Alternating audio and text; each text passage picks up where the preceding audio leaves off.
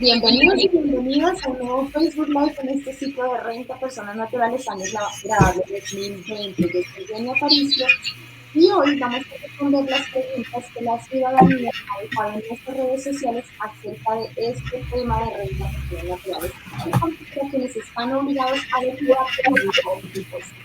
Para desarrollar este tema estamos con Adriana Solano, de la subdirectora de gestión de asistencia al cliente. Hola Adriana, ¿cómo estás? Hola Jenny, muy buenas tardes a toda la audiencia, a Jairo también, muy buenas tardes. Un placer estar de nuevo acá con ustedes. También está con nosotros, como dijiste, Jairo Pineda, él es funcionario también de la Subdirección de Gestión de Asistencia al Cliente y es experto en este tema de renta. Jairo, ¿cómo estás? Bien, Emiliana, buenas tardes. Adriana, ¿cómo están? Gracias por la invitación. Bueno, muy bien. Estamos aquí para ayudar entonces a todas las personas que se vienen conectando en nuestras redes sociales y en el ejercicio de hoy es importante que quienes nos acompañen tengan en cuenta que estamos respondiendo preguntas que no impliquen casos puntuales y aprovechemos para hacer esta recomendación. Cuiden sus datos personales. En varias de las preguntas que entregan información personal, no está bien exponer en redes sociales esta información. Y es por eso que no es posible responder de manera puntual esas particularidades. Entonces tengamos en cuenta tengamos cuidado con nuestros datos personales. También queremos invitarlos a consultar en nuestro sitio de renta que está ubicado en www.dian.gov.co y en nuestras redes sociales en donde está dispuesta toda esta información acerca de la declaración de renta a personas naturales de este año grabable 2020. Bueno, entonces vamos a arrancar con algunas de las preguntas, como ya les digo, que hemos recogido de los otros Facebook Live que hemos tenido en este ciclo de renta personas naturales. Entonces vamos con la primera. Adriana, para efectos de actualizar o incluso de expedir el RUT, ¿en qué casos es necesario solicitar cita y en qué casos no? Bueno, Jenny, pues que te cuento que ya tenemos en este camino de la virtualización una gran cantidad de trámites que están 100% en línea disponible para todos nuestros ciudadanos. En materia de inscripción, hace un año, casualmente, se dispuso este servicio de inscripción en línea para todas las personas naturales.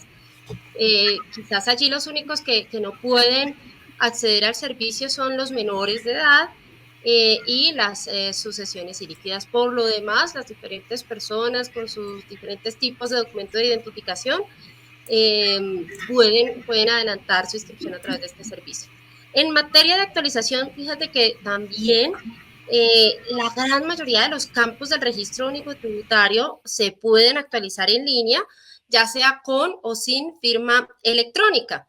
Hay algunas excepciones mínimas, estas son para los datos de identificación. Obviamente, el corroborar los datos de identificación implica un proceso de intervención de un funcionario a través de una cita, porque como bien lo señalabas hace un rato, esto es un tema también de protección de datos personales, de no vulnerar esta reserva y que no se alteren los datos por alguien que quizás no es el titular. Asimismo, otra de las excepciones que tenemos, Jenny, es para el retiro de algunas de las responsabilidades. Si vamos de pronto a retirar la responsabilidad en IVA o en impuesto al consumo, o si de pronto dejé de ser responsable de presentar declaración de renta y voy a retirar esta responsabilidad, esto sí se requiere hacerlo a través de cita con funcionario para que se realicen también las validaciones correspondientes. Hay una situación que hemos detectado en particular y es la que nos genera alto tráfico de demanda de clientes que requieren o buscan una cita para actualizar su registro único tributario. Y es que hay personas que a pesar de poderse autogestionar, resulta que no recuerdan la contraseña o resulta que el correo que tienen informado en el RUT no es un correo que tienen activo o es el correo de una tercera persona con la que ya de pronto no tienen vínculo o, bueno, infinidad de situaciones asociadas al correo y resulta que el correo electrónico es el mecanismo a través del cual les ofrecemos la oportunidad de recuperar su contraseña de acceso a los servicios en línea. Entonces, cuando se pierde esa capacidad de autogestionarse porque no tengo acceso a mi correo, pues ahí también nuestros clientes requieren de una cita con un funcionario de la DIAN para que se realice la actualización del registro. Y allí yo quiero recordar, toda la información del registro único tributario debe permanecer actualizada y es de seguridad. A veces ponemos correos de un contador, de un tercero.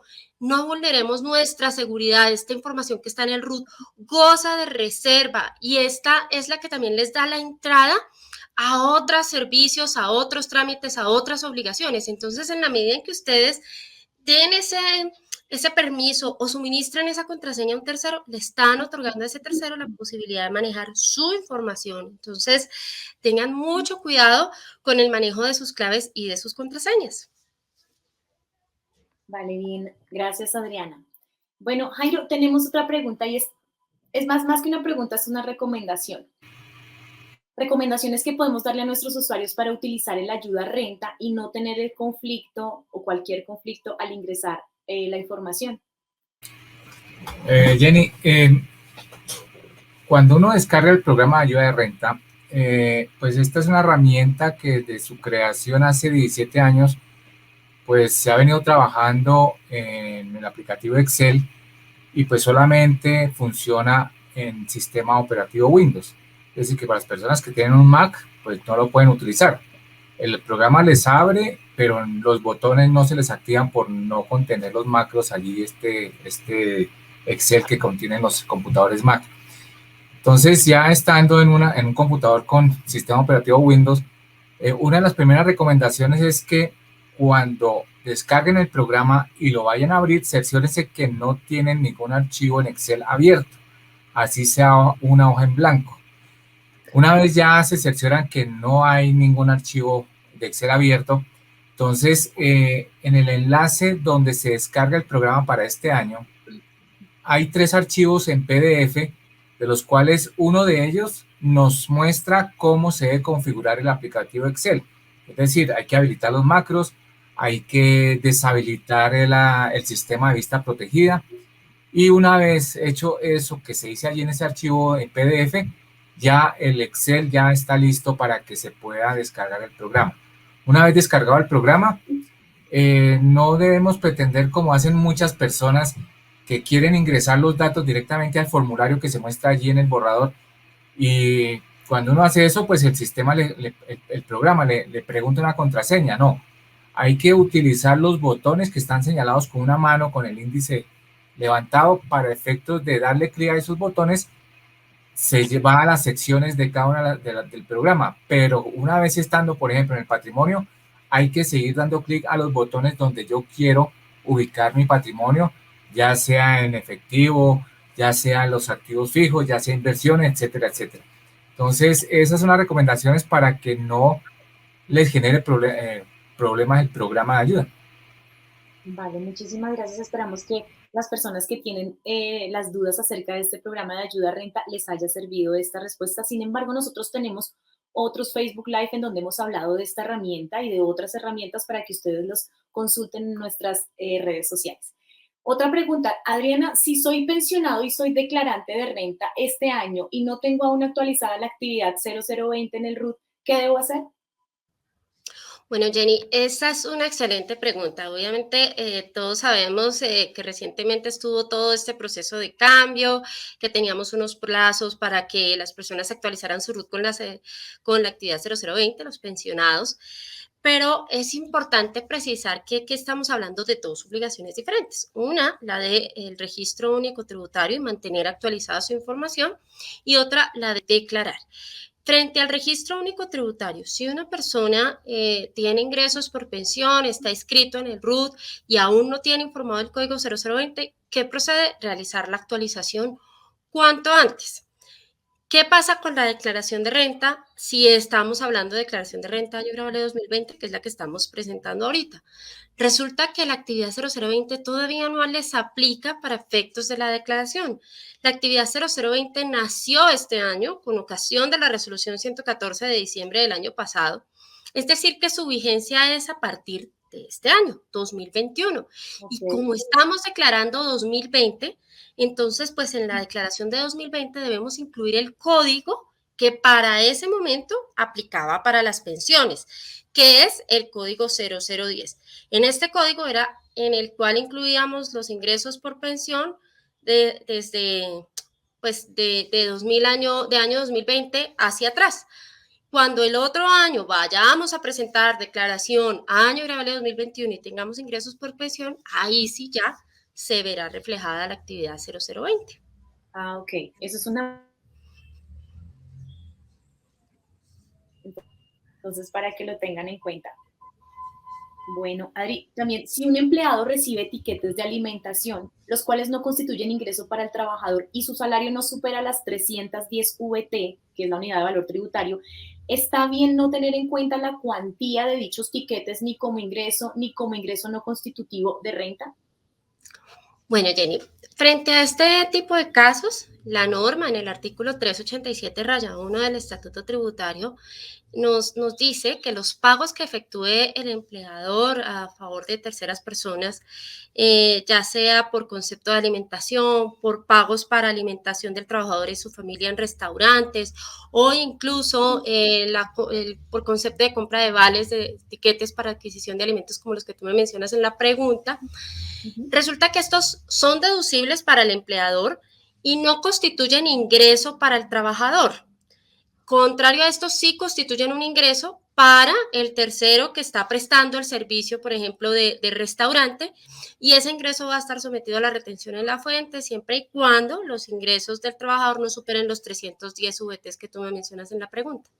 Pero sí tenemos un casito muy especial, Jenny, y es que la norma también allí nos dice en el artículo 387 que si estos pagos de alimentación que se realizan al trabajador o para el trabajador y su familia exceden en el mes las 41 VTs, es decir, más o menos 1.459.000, casi 1.460.000 pesos, el valor en exceso de ese pago, de ese reconocimiento, sí va a constituir un ingreso tributario para el trabajador y este podrá ser parte de la base de retención en la fuente sobre el cual el empleador pues hace la operación. Perfecto, listo, muchas gracias. Jairo, una pregunta es, ¿cuál es el tratamiento para los retiros de los fondos de cuentas ABC, que son las de ahorro voluntario contractual? ¿Con beneficios y sin beneficios? Sí, mira, los famosos fondos de cuentas ABC, ahorros voluntarios contractuales, al igual que los aportes a los fondos de pensiones voluntarias o las cuentas de ahorro para fomento de la construcción AFC, se crearon en su momento para que las personas naturales que tenían ingresos por rentas de trabajo o cualquier otro tipo de renta, no solamente rentas de trabajo, sino rentas de capital no laborales, pudieran destinar parte de sus ingresos a este tipo de cuentas.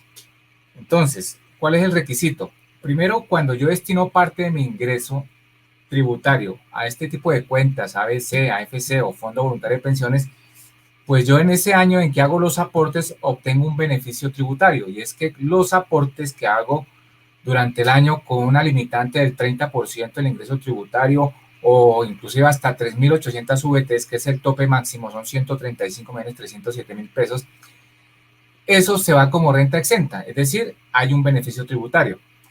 Pero esas platicas que yo guardo allí, si yo las hice antes de la ley 1607 del 2012, es decir, los aportes hasta el 31 de diciembre del 2012, tuvieron que permanecer allí como mínimo 5 años. ¿Para qué? Para que cuando yo los retire después de los 5 años, sigan obteniendo el beneficio. O si yo los retiro antes de esos 5 años, destinados o para pensionarme, o para adquisición de vivienda, o para pagar cuotas de un crédito hipotecario, o para pagar cuota inicial de una vivienda, entonces esos dineros pues ya conservan el beneficio. Ahora bien, a partir del 1 de 2013, la permanencia ya cambió. Entonces, máximo los dineros tienen que permanecer 10 años. Es decir, que si yo retiro esos ingresos, esos aportes que yo hice a partir del 1 de enero de 2013, antes de que cumplan la permanencia de los 10 años, esos retiros tienen que estar considerados como rentas gravadas. ¿Por qué? Porque lo que en su momento conservó un beneficio tributario, pues cuando yo lo retiro sin la permanencia del tiempo o lo retiro para fines diferentes a la obtención de vivienda o para pensionarme, para mejorar mi mesada pensional, eso se considera renta gravada. Quiere decir que si yo, por ejemplo, hice los aportes de rentas de trabajo a esas cuentas, AFC o ABC o Fondo de Pensiones Voluntarias, en el momento en que yo lo retire sin la permanencia o la destinación específica para los fines que fueron creados de estos aportes, tengo que meterlos en las rentas de trabajo, como otros ingresos por rentas de trabajo, someterlos a impuesto y obviamente hay una figura que se llama la retención contingente, que fueron las retenciones que mi pagador dejó de hacerme cuando yo destiné parte de mis ingresos a esas cuentas ABC, AFC o los fondos voluntarios de pensiones. Los retiros que conservaron la permanencia de los 10 años, obviamente desde el 1 de enero del 2013, pues no hemos cumplido todavía, esos ahorros no han cumplido 10 años. Pero si yo los retiré, los del 12 hacia atrás, es decir, ya puedo retirar dinero de esos años que ya cumplieron 5 años, esos dineros ya no tengo que informarlos en mi declaración de renta. Bueno, bien la explicación. Otra pregunta es, si una persona no declaró en el 2019 y estaba obligada y ahora quiere presentar su declaración para ponerse al día, ¿en qué formulario lo debe hacer? ¿En el que estaba vigente para el año 2019? Bueno, sí, efectivamente, Jenny. Resulta que año tras año, a través de resolución, se prescriben los formularios que se deben emplear para el cumplimiento de las diferentes obligaciones. Entonces, en este sentido, si se va a presentar declaración año gravable 2019, se debe emplear el formulario prescrito para dicho periodo, que fue a través de la resolución 45 de 2020. Importante tener en cuenta, como van a acceder a nuestros servicios en línea, allí los sistemas están dispuestos con el formulario que corresponde según el periodo gravable que se selecciona para el diligenciamiento. Entonces, si allí decimos que vamos a diligenciar 2019, el sistema nos va a traer, para que ustedes no tengan ningún error en este sentido, el formulario que corresponde para ese año. Vale, muchísimas gracias, Adri. Otra persona que está conectada en este momento nos dice, quisiera saber si una persona no tiene firma digital y presentó su declaración en el plazo establecido de forma litográfica, ¿se tiene como no presentada? ¿Se da como no presentada? Bueno, frente a la presentación virtual de las declaraciones, hay que tener presente que el artículo 579-2 del Estatuto faculta al director de la DIAN para definir quiénes obligatoriamente deben cumplir con sus obligaciones formales de manera virtual, es decir, con la firma electrónica. En este momento, ¿quiénes tienen como tal la obligación? En materia de personas naturales, los grandes contribuyentes, que hay algunas personas naturales, tenemos también a las personas que se desempeñan como representantes legales, ya sea principales, suplentes, o como contadores o revisores fiscales de un tercero, ya sea de una persona jurídica o de una persona natural. Y adicionalmente también nos asiste la obligación de presentar virtualmente las declaraciones a los funcionarios de la entidad y en general pues servidores públicos también en su mayoría cuentan con la firma electrónica. Para los demás es optativo, es decir, no les asiste la obligación y por ende no les aplica esta condición de que se dé por no presentada. Sin embargo, pues si optamos por tener la firma electrónica, lo ideal es dar uso a la misma, presentar las declaraciones de manera virtual para que pues sea mucho más fácil y se evite todo este tema de desplazamientos y de diligencias presenciales en entidades bancarias. Sí, eso es así. Vale, muchas gracias, Adriana. Otra persona nos dice, buenas tardes. En el mes de abril de 2021 se constituyó una SAS. La empresa hasta el momento no tiene ningún movimiento comercial ni financiero. ¿Debo diligenciar el formato de anticipo? ¿Debo pagar?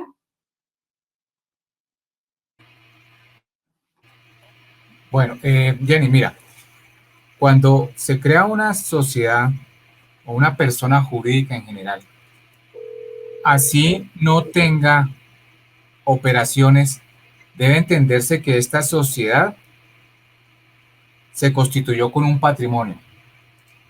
Por lo tanto, y en el año 1, pues si esa sociedad se constituyó, por decir algo, en el año 2020, pues debió haber presentado su declaración, informando el patrimonio con el cual se constituyó. Si no tuvo operaciones, pues obviamente va a tener cero de ingresos. Y el tema de la renta presuntiva, pues como no hay patrimonio en el año anterior, pues tampoco deberá tributar sobre renta presuntiva. Eso en el primer año. ¿Por qué? Porque en el año anterior no existía. Entonces, esa declaración de esa sociedad que no tuvo operación en el primer año, pues el impuesto será cero. Y obviamente, al no haber impuesto, pues obviamente no tendrá que liquidarse anticipo para la vigencia siguiente, porque es que el anticipo para la vigencia siguiente es el resultado de una operación aritmética. Si tengo impuesto, pues me liquido el anticipo para el año siguiente. Si no tengo impuesto, pues no hay anticipo. Ok, bien. Para ti tengo otra pregunta y es, una persona retiró cesantías y eran acumuladas desde 2013 a 2020. ¿Cómo se tratan las cesantías que se retiraron del 2019 al 2020? Bueno, el tema de las cesantías con la ley 1819 del 2016 tuvo un cambio para el tema de las personas naturales por efecto de que se introdujo un cambio en el artículo 27, es decir, por ahí hay un numeral tercero, si no estoy mal, si la memoria no me falla, y que tiene que ver con la realización del ingreso en cuanto a las cesantías. La pregunta pues está encaminada a aquellas cesantías que anualmente se están consignando en los fondos de cesantías, porque hay otras cesantías que son anualizadas o hay otras cesantías como por ejemplo las que paga el FOMAC o los fondos de previsión, por ejemplo en el caso de la Contraloría. Entonces me voy a referir solamente a lo que están preguntando y es a esas cesantías que yo tenía en principio acumuladas en el fondo de cesantías X a 31 de diciembre del 2016. Pero a partir del 1 de enero del 2017, de acuerdo a lo que señaló la ley 1819 del 2016, cada año que el pagador o nuestro empleador consigna las cesantías en un fondo de cesantías X, esas cesantías, así no pasen por nuestros bolsillos, se entienden recibidas en calidad de exigibles. Por esa razón, desde el 17, 18, 19, inclusive el 20, en el certificado de ingreso de retenciones nos están reportando las cesantías que nos consignaron al fondo como si fueran efectivamente recibidas en calidad de exigibles. Ahora bien, ¿qué pasa si yo retiro cesantías que eran acumuladas desde el 2013 al 2020? Entonces, si están acumuladas desde el 2013 al 20 y retiró cesantías del 19 al 20, porque la pregunta es, ¿cómo se tratan las cesantías que se retiraron del 19 al 20? Lo que pasa es que cuando uno tiene saldos al 31 de diciembre del 2016, pero también tiene saldos a partir del 1 de enero del 2017 hasta el 20, generalmente los fondos lo que hacen es en los retiros coger los aportes más antiguos, ¿sí? Entonces, si en este caso tenía cesantías acumuladas al 16 y retiró cesantías de tal suerte que cogió los saldos a 31 de diciembre del 2016, ese valor de las cesantías acumuladas que retiró y que estaban acumuladas al 31 de diciembre del 2016, pues dijo la ley en su momento, se les da el tratamiento antes de la ley 1819 del 2016. Es decir, se retiran del fondo, se establece el promedio de lo pagado a los 6 meses antes del retiro, promedio de salario, ¿no? O sea, lo que es base para liquidar las cesantías. Y si ese promedio es inferior a 350 VTs, el 100% de las cesantías acumuladas retiradas a 2016 son exentas. Y también señaló la ley, esas cesantías exentas que corresponden a las acumuladas del 2016 hacia atrás no tendrán en cuenta los límites de que trata el numeral tercero del artículo 336 del estatuto. Es decir, pueden superar los limitantes del 40%. Ahora, las cesantías del 19 a 20, en el caso de que yo las haya retirado porque ya no tengo saldos acumulados a 31 de diciembre del 2016, pues no pasa nada. ¿Por qué? Porque yo ya declaré como ingresos las cesantías que me consignaron en el 19 y en el 20. Por lo tanto, también dijo el legislador en su momento, esas cesantías del 17, 18, 19 y 20, que se entienden que ya las declaré porque están en calidad de exigibles, yo tengo que activar una cuenta en mi patrimonio que se llama Fondo de Cesantías X con los valores consignados desde el 17 hasta el 20. Por lo tanto, si retiró cesantías del 19 y 20, pues no tiene que volverlas a declarar como ingreso. Es decir, tiene que afectar solamente su cuenta en el patrimonio con una disminución del saldo. Ok, bueno, esperamos que haya sido resuelta la duda de la persona que nos hizo esa pregunta. Alguien también nos dice en este momento, si una persona presta su cuenta bancaria a a su señora madre y ella consigna, digamos, 20 millones, ¿ese dinero genera problemas a futuro con la DIAN? Más allá de generar un problema, lo que pasa es que ese dinero o ese valor se va a sumar a todos los demás movimientos y que tenga ese titular de la cuenta para definir si por el tope de movimientos, depósitos, consignaciones y demás, debe o no la persona declarar renta. Entonces puede que la persona que haya prestado su cuenta en general no cumpla los topes con sus propias, digamos, bajo su realidad económica. Pero resulta que de pronto al sumar estos 20 millones que recibió para su señora madre en su cuenta bancaria, sí le van a sumar y si estos superan los 49.850.000, ahí ya tiene entonces la persona que presentar declaración de renta y qué va a reflejar en su declaración de renta, su realidad económica de ese año grabable. Ah, ok, bien, bueno. Otra que tenemos también predeterminada es para determinar la obligación de declarar renta, el valor de la compra, por ejemplo, de un automóvil, ¿se toma antes de IVA e impoconsumo o se incluye base en impuestos? Bueno, Jenny, qué buena e importante esa pregunta, porque en materia de vehículos, de pronto hay una tendencia generalizada de tener como valor para el patrimonio el que se ve reflejado en el avalúo que nos llega para el impuesto de pago de vehículos. Así es. Resulta que no. Resulta que lo que la norma nos dice es que lo que debemos reflejar es el valor del precio de adquisición del vehículo o en general pues de los diferentes bienes, pero pues digamos que aquí nos vamos a referir en específico a los vehículos. Entonces, en el precio de adquisición que tenemos, el costo efectivo de la operación de venta que yo como adquiriente de ese vehículo tuve que pagar, todo lo que pagué para poder recibir mi vehículo y ahí entonces estamos incluyendo los impuestos que pagué en esa transacción, ya sea de IVA o de impoconsumo o ambos. Hay sí una salvedad y es que aquellos contribuyentes que estén obligados a llevar contabilidad podrán llevar la depreciación de los bienes, porque obviamente aquí la gente dirá, oye, pero si yo compré mi carro hace muchos años y me costó X cantidad de dinero, pero el carro ya hoy no me vale ese mismo dinero. Pero resulta que si yo no estoy obligado a llevar contabilidad, si soy, por ejemplo, asalariado, mi condición, pues siempre voy a estar llevando ese mismo valor del precio de adquisición. Y cuando lo venda, lo que voy a reflejar en mi declaración va a ser de pronto una pérdida, o lo más probable es que se genere una pérdida. Diferente a los que sí llevan contabilidad, los que están obligados a llevar contabilidad por su actividad económica y que allí pueden llevar la depreciación del bien, del vehículo, pero siempre y cuando estos bienes conserven una relación de causalidad con la actividad económica que está desarrollando la persona. Bien, muchas gracias.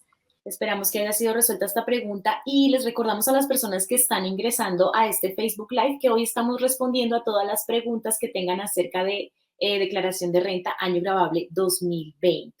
Adriana, ¿cuál es el tratamiento que se da a la información de crédito hipotecario en el diligenciamiento de la declaración de renta y en dónde se ubica? Perdón, Jairo, es para ti esa pregunta.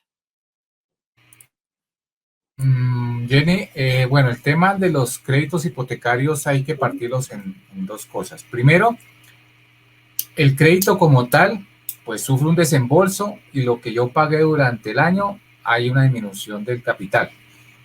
Entonces, ese saldo que yo tengo de mi crédito hipotecario a 31 de diciembre, certificado por el acreedor, lo llevo en mi patrimonio como un pasivo, es decir, tengo mi patrimonio bruto, el bien que adquirí, menos las deudas o pasivos, que es el crédito hipotecario, eso me da un patrimonio líquido.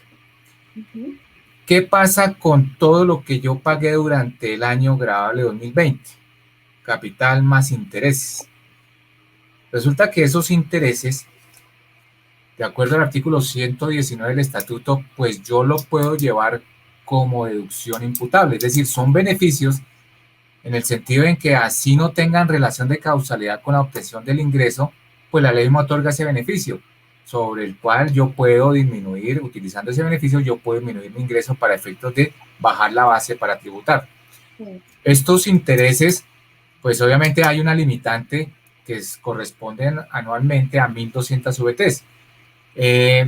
Hay otra cosa, es que si hay una hipoteca que está compartida con dos personas, es decir, en la escritura de hipoteca o en el crédito hipotecario o el préstamo que hicieron para adquisición de vivienda, hay dos personas y las dos personas declaran renta, una de las dos puede renunciar a la solicitud del 50% de esa deducción por intereses de crédito hipotecario, de tal manera que el otro deudor, si le conviene más a él pedir el 100% de los intereses que pagó, eso se puede hacer.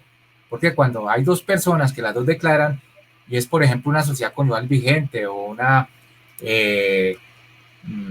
ver, ¿cómo se llama esto? Bueno, unión marital de hecho, entonces pueden dentro de su planeación tributaria mirar a quién le conviene más pedir el 100% o partirse el 50% de los intereses a que tiene derecho como deducible. ¿Por qué? Porque como está ahorita el sistema tributario, el tema de la deducción por dependiente económico, los intereses de crédito de vivienda, la medicina prepagada, más las rentas exentas de tipo laboral, pues todo eso está limitado al 40% pues del total de las rentas exentas. Entonces yo no podría solicitar la totalidad de todo lo que tengo derecho. Entonces hay veces yo, al quitar uno me da exactamente igual, al quitar una deducción imputable me da igual, entonces yo le puedo transferir en caso de los dividendos, de los intereses de crédito hipotecario, pues se los puedo donar a la otra persona que figura como deudor de ese crédito hipotecario. Bueno, interesante explicación para ese tema hipotecario, que yo creo que varios tienen esa pregunta. Bueno, hay otra persona aquí que nos dice, buenas tardes, si una persona recibe un seguro de vida por una enfermedad grave, ¿esto se debe declarar como ganancia ocasional o se debe declarar, o cómo se debe declarar ese ingreso?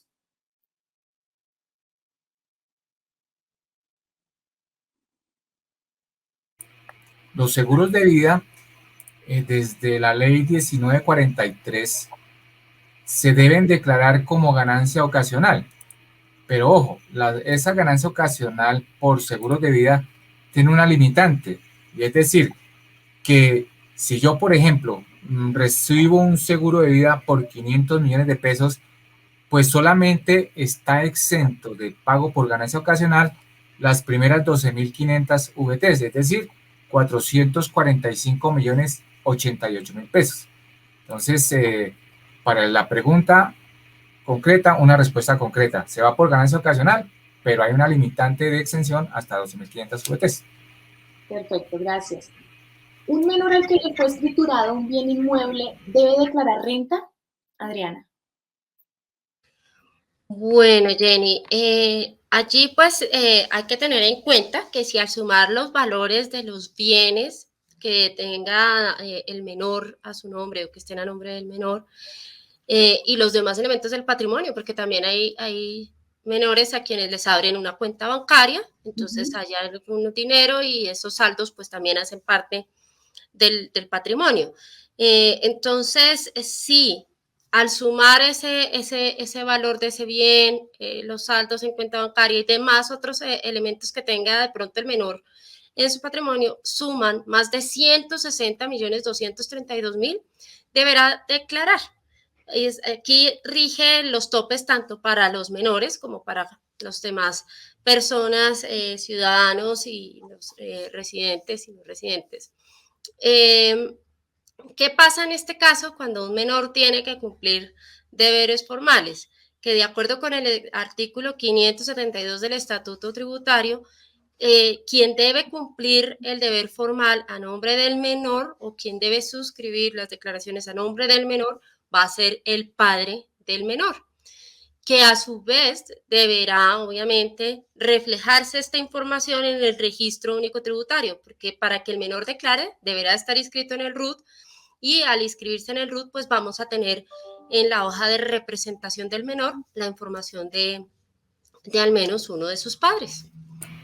Adriana, y quiero agregar lo siguiente, pues esos son los gozosos, ¿no? Pero están los dolorosos, que son que cuando el padre le da al menor un bien, pues le está generando un ingreso por ganancia ocasional, que es una donación. ¿Por qué?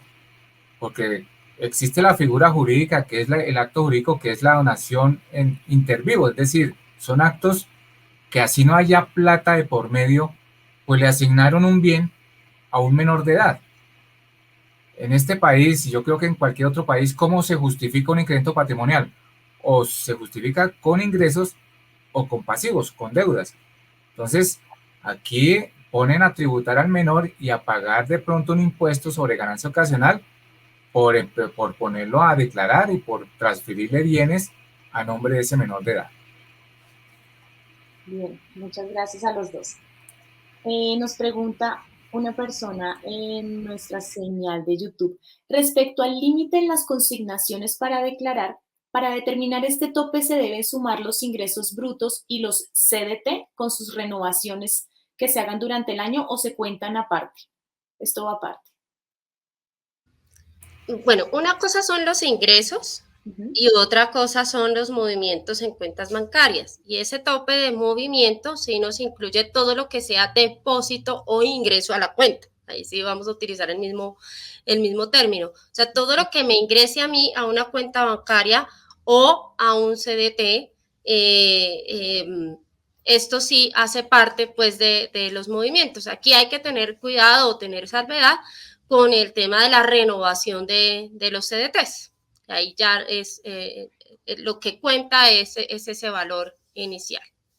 Sí, mira, y para complementar el tema de las renovaciones, claro. En las resoluciones de información exógena, donde se indica que los bancos deben reportar información de sus cuentavientes, ahorradores, inversionistas, se deja muy claro que cuando se trate de renovaciones en la misma entidad financiera, esa renovación no se debe reportar como una inversión más. Cuando yo he tenido oportunidad pues, de dictar capacitaciones, ahora en los últimos 2 años de manera virtual, siempre he sostenido que hay que casi que tener una fidelidad con el banco inicial donde uno hizo la inversión. ¿Por qué? Porque yo puedo hacer en el banco A una inversión de 30 millones de pesos durante los primeros 3 meses del año, pero cuando se completa ese término de inversión a los 3 meses, saco esos 30 millones de pesos y me voy al banco B, pues el banco A me va a reportar con una inversión de 30 millones de pesos y el banco B con otra de 30, entonces 30 más 30 son 60. Entonces, siendo la misma plata, lo ponen a declarar renta siempre y cuando pues no supere los demás topes de patrimonio, de compra, etcétera, etcétera. Entonces hay que tener cuidado con eso de renovar en otro banco, ¿no? Irse, sacar la misma plata e irse a otro banco. Sí, tienen que tener entonces eso en cuenta. Muchas gracias a los dos. Bueno. Si una persona tiene responsabilidad diferente a la 05 en el RUT y presenta su declaración de renta, ¿puede presentar algún inconveniente, Jairo? Pues en primer lugar, en este momento, pues no existe ninguna validación en el sentido en que si yo estoy inscrito en el RUT ya con alguna responsabilidad diferente a la 05, pues lo que me da la obligación de declarar es la ley. En este caso, pues los decretos que expide el gobierno nacional año tras año. Entonces, no va a tener ningún problema, pero puede tener problema en el sentido en que la ley misma dice que tiene que actualizar el RUT incluso antes de cumplir, para el caso de los declarantes de renta, antes del vencimiento del plazo para declarar. Entonces, técnicamente, y si habilita cuenta, pues no va a tener ningún problema, puede generar su declaración y presentarla, pero sí es indispensable que tenga su RUT actualizado con la responsabilidad 05, si es declarante de renta. Yo ahí también quiero aprovechar y complementar en algo, Jenny, Claro que sí. y aprovechando también un poco lo que sucedió hace unos meses con el tema de los pensionados, que vimos un gran interés y preocupación por parte de los ciudadanos en actualizar el RUT a tiempo y no estar en curso en materia sancionatoria, de tener alguna sanción por esta situación.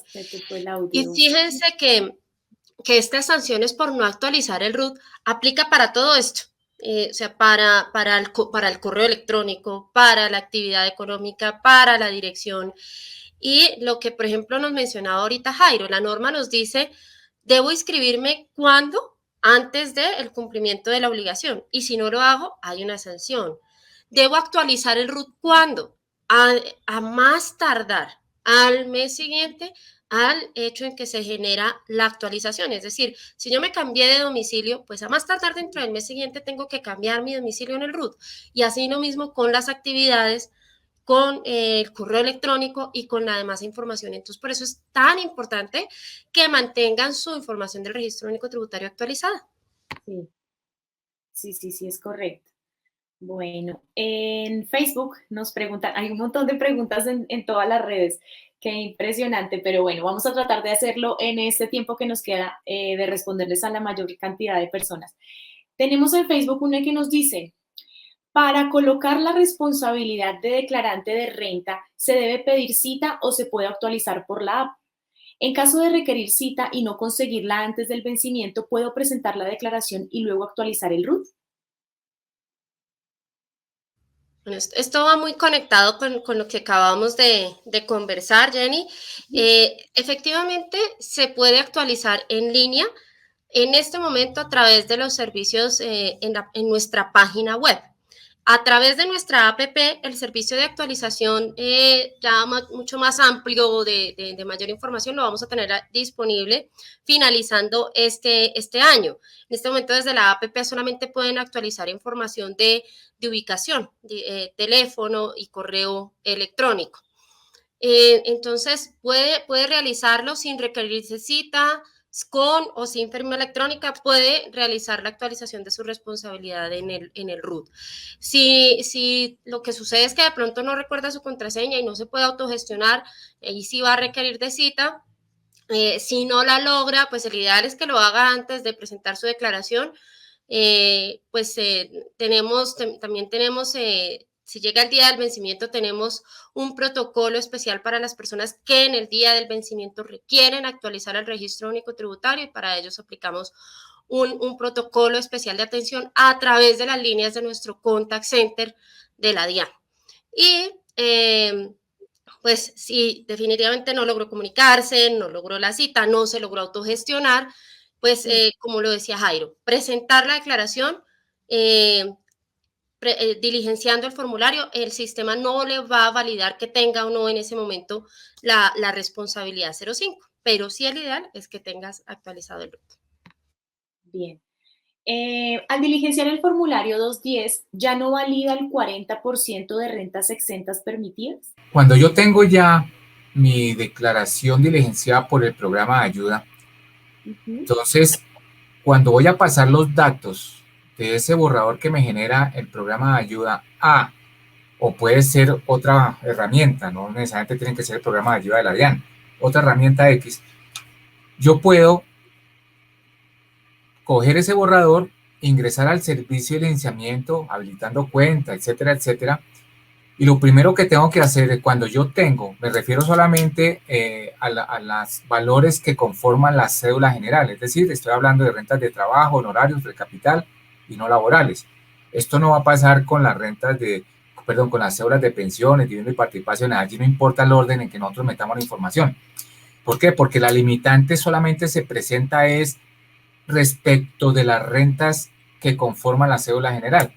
Entonces, para que yo no tenga problemas y lo que calculó el programa de ayuda con respecto a la limitante y las rentas exentas de toda la cédula general y las deducciones imputables, yo tengo que seguir un orden en el servicio de la siguiente manera. Si yo tengo ingresos de las 4 rentas en la cédula general, yo lo primero que tengo que diligenciar son los ingresos brutos de las rentas de trabajo, es decir, casilla 32. No tengo que seguir que en ese mismo orden, la 33 y la 34. Entonces tengo que desplazarme por el servicio de licenciamiento, ir hasta la casilla 43, donde voy a diligenciar los ingresos por las rentas por honorarios. Después me desplazo hasta la casilla 58 y voy a diligenciar los ingresos de las rentas de capital. Y si tengo ingreso en las rentas no laborales, diligencio los valores de la casilla 74. Hasta ahora estoy diligenciando solamente los ingresos de las 4 rentas. Me devuelvo a las rentas de trabajo, a la casilla 33 y diligencio los valores que van a restar, es decir, los ingresos no constitutivos de renta, en este caso salud y pensión. Me voy a los ingresos no constitutivos de la renta por honorarios, casilla 44. Me desplazo hasta la casilla 59, que son los ingresos no constitutivos de rentas de capital, y voy hasta las rentas no laborales, casilla 75, si tengo ingresos, evoluciones de las rentas no laborales, y por último diligencio la casilla 76. Ya con esta información, yo ya sé que el servicio de licenciamiento me va a calcular las limitantes, es decir, el 40%. ¿Por qué? Porque el 40% se calcula en el mejor de los casos. Vamos a suponer que yo no tengo rentas que superan los límites del 40%. Entonces, lo que hace el servicio y lo que hace el programa de ayuda es coge los ingresos, resta los ingresos no constitutivos, menos devoluciones de avances y descuentos, y lo que le dé se le aplica el 40%, y ese es el valor de las máximo que yo puedo solicitar tanto en el servicio de licenciamiento como en el programa de ayuda. Entonces, yo creo que hay contribuyentes que diligencian en este orden y después siguen en el orden de las siguientes rentas. Entonces, el servicio lo que hace es quedarse pegado con la primera información. Entonces, cuando van a guardar el borrador, les sale un aviso que le dice, mire, vaya hasta la casilla tal y cámbiela por este valor. Entonces, diligenciando en este mismo orden, no van a tener problema. Bueno, buena recomendación. Si una persona empleada o salario integral le reportan una cuenta por cobrar por vacaciones, ¿debe reportarlo como patrimonio o cómo debe hacer? Pues, o sea, si la información exógena a la empresa le está reportando cuenta por cobrar, pues sí, es una cuenta por cobrar, entonces forma parte de su patrimonio, ¿sí? Entonces, todas las cuentas por cobrar son derechos que se pueden monetizar fácilmente. Y acordémonos que la definición de patrimonio bruto es eso, todos los bienes y derechos apreciables en dinero y que son fácilmente monetizables. Si la empresa le debe vacaciones, porque nosotros pues como personas naturales no manejamos contabilidad, en el mejor caso los asalariados, pues tenemos que llevar a nuestro patrimonio cuenta por cobrar, que cuando nos las paguen, pues tenemos un ingreso y matamos en el patrimonio la cuenta por cobrar. Correcto. Listo, esperamos entonces que haya quedado claro para ella. Y tenemos aquí otra que dice, cuando un dependiente tiene empleada de servicio doméstico y le paga todo de ley como su empleador, ¿dónde se registra la seguridad social o los pagos que se hicieron para que sea deducible del dependiente? Bueno, aquí también hay como un poquito de enredo en la pregunta. De pronto vamos a asimilar que de dependiente nos estamos refiriendo a un asalariado o alguien que, sí, que está por contrato de salarios. En general, la premisa que debemos tener todos presentes, Jenny, y los que nos escuchan, es que para las personas naturales se aplican deducciones, y estas deducciones deben siempre tener relación de causalidad con la generación del ingreso. Y en este sentido, pues la norma por cada una de las cédulas, de las 3 cédulas que tenemos, señala expresamente lo que se puede deducir. Las rentas de trabajo se encuentran dentro de la cédula general, y allí lo que nos dice la norma es que una persona natural que tenga rentas de trabajo, lo que puede deducir son los intereses por préstamos de vivienda, pagos por salud, los del titular, medicina prepagada, seguros privados de salud, puede deducir un valor por concepto de dependientes, que este es un valor también fijo, y también el 4 por mil, el 50% del 4 por mil que haya pagado durante el año en curso. Entonces, bueno, y los intereses de créditos de vivienda, creo que no, se me olvidó mencionarlos. Entonces, como se observa, allí no está incluido el tema de los pagos de seguridad social que hago a mi empleada de servicio o a mi empleada en la casa. Esta es una figura que quizás existió en la anterior normatividad, cuando hablábamos del IMAN y del IMAS, donde sí se tenían en cuenta este tipo de figuras, pero ahora, cuando hablamos de renta cedular, ya no tenemos en cuenta esta posibilidad. Bueno, muchas gracias, Adrián.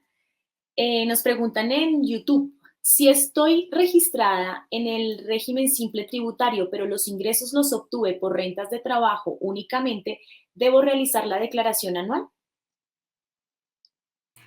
El tema del régimen simple de tributación, pues es una causal para no declarar renta. Es decir, o sea, si estamos hablando de declaración de renta, pues no le aplicarán rentas de trabajo. Pero ojo, estas rentas de trabajo, ¿a qué corresponden? Si son salarios, pues el asalariado no puede estar en el régimen simple de tributación. ¿Sí? ¿Por qué? Porque es una exclusión. Un asalariado no puede estar en el régimen simple de tributación. Ahora, si son rentas de trabajo por honorarios, pues esta persona sí puede estar en el régimen como trabajo independiente, puede estar en el régimen simple de tributación siempre y cuando cumpla con las condiciones para estar en este régimen. Por lo tanto, si estamos hablando de honorarios, pues estos honorarios estarán supeditados al grupo donde está, creo que es el grupo 3, si no estoy mal, y pues someterlos a las tarifas del régimen simple del grupo 3, dependiendo del intervalo donde se encuentren estos ingresos. Entonces, yo creo que esa es la respuesta que hay que diferenciar entre las rentas de base. Si son salarios, no puede estar en el régimen simple. Pero si son honorarios como trabajo independiente, puede estar, dependiendo de su actividad, como mínimo en el grupo 3 como trabajador independiente en desarrollo de profesiones liberales. Vale, bien, muchas gracias. Nos preguntan otra cosa, y es, si la declaración corresponde al año gravable 2020, ¿por qué se pregunta si se realizaron retiros de cesantías a 2016? A ver. Bueno, sí, bueno. Pues es que las cesantías del 2016, dice allí, la norma es retiro de cesantías acumuladas a 31 del 2016. O sea, yo puedo estar en la DIAN hace 30 años, que es una verdad verdadera, y yo puedo tener en el Fondo Nacional del Ahorro cesantías desde que ingresé a la entidad. Quiere decir que yo puedo tener cesantías acumuladas a 31 de diciembre de 2016, pero también puedo tener cesantías del 17, 18, 19 y 20. Acordémonos lo que dije al iniciar este conversatorio. Las cesantías a partir del 1 de enero de 2017 tienen un tratamiento diferente a las que quedaron acumuladas a 31 de diciembre de 2016. Quiere decir que si yo en el año gravable 2020 retiré las cesantías que tenía allí acumuladas a 31 de diciembre del 2016, pues tienen un tratamiento especial en el sentido en que si el retiro pertenece a lo que dice el numeral cuarto del 206 como rentas exentas, entonces esas rentas exentas que corresponden a los retiros de las cesantías del 2016 sí, van como renta exenta, pero no respetan los límites del 40%. Entonces, yo puedo en el año 21, 22, 23 seguir retirando cesantías del 2016 en el evento en que yo no las retire todas. Entonces, me pueden quedar saldos y saldos acumuladas a 31 de diciembre del 2016. Y por eso se diferencia entre las cesantías del 2016, que tienen un tratamiento diferente, a las que nos están reportando desde el 17, 18, 19 y 20. Vale, muchas gracias, Jairo. En Facebook nos preguntan, si una persona vive en el exterior y recibe ingresos allá y también tiene propiedades que le generaron ingresos acá, ¿debe declarar por el formulario 110 o 210.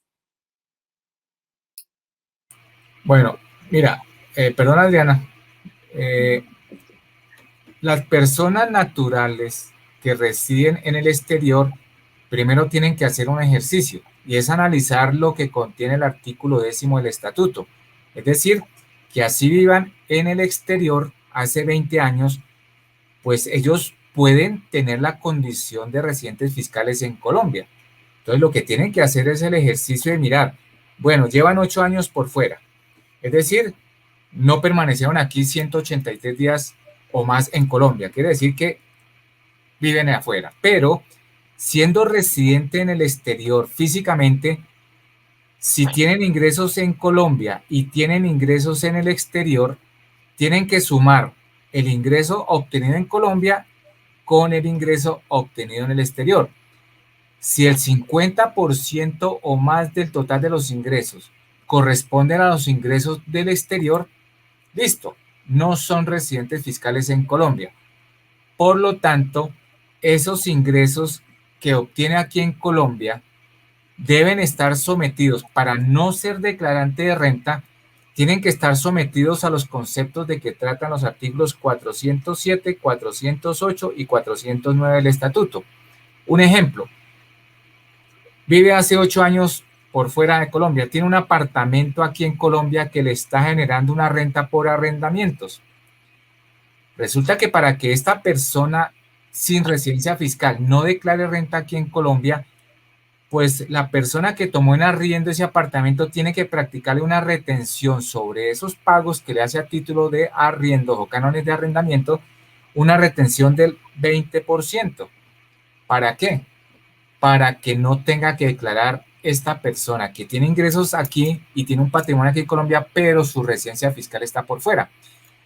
Si no le practicaron la retención del 20%, pues esa persona natural que no reside, que no tiene residencia fiscal en Colombia, pero tiene ingresos aquí en Colombia de fuente nacional, al no practicarle la retención de que trata el artículo 408, es decir, rentas de capital, y no le practicaron el 20%, pues tiene que presentar declaración de renta aquí en Colombia en el formato 110. A la módica suma lo que le quede, arrendamientos menos los gastos procedentes, el predial, los gastos de administración y qué sé yo, otra, y lo que le quede, la renta líquida agravable, aplicará la tarifa del 35% para el año agravable 2020. No sé si Adriana tienes algo que agregar más. No. Tal vez creo que ahí quedó bastante expuesta la respuesta y toda la información. Bueno, gracias. Bueno, ya se nos fue una hora en esto de preguntas y respuestas. Lamentablemente el tiempo en redes sociales no es tan grande como quisiéramos, tan amplio para poderles responder a todos, porque veo que sí están preguntando un montón. Vamos a mirar la posibilidad de hacer otro Facebook Live con estas preguntas para que pues, les podamos dar respuesta en lo más que podamos a la gente.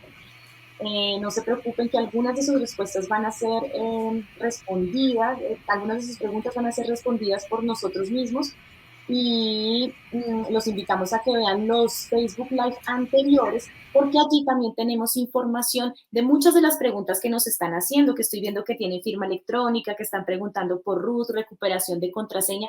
Toda esta información la pueden encontrar en nuestros anteriores Facebook Live del ciclo de renta. Hemos tenido varios desde el mes de julio, empezamos con este tema de renta para que ustedes lo tengan en cuenta, los miren, se los repitan, los devuelvan, los vuelvan a poner, ustedes pueden utilizarlos como quieran, están en nuestras redes sociales. Adriana y Jairo, muchísimas gracias a ustedes por acompañarnos en este espacio tan importante respondiendo a las preguntas de la ciudadanía en lo concerniente a la declaración de renta del año agravable 2020.